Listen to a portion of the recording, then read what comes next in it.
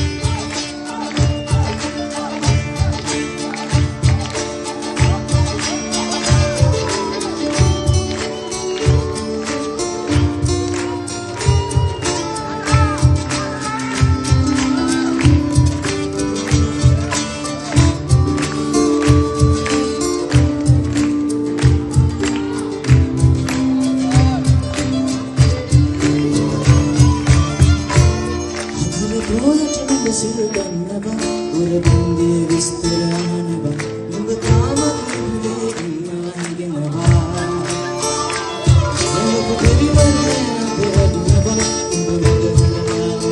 නුඹ මම දන්නේ නුඹ පොදුලක් නැතනවා ඉන්නවස් යාමදී නුඹ කරනවා මම දැස් වසගෙන නුඹ තාමත් නිදේ ඉන්නවා හිගෙනවා වැරදි කාරණය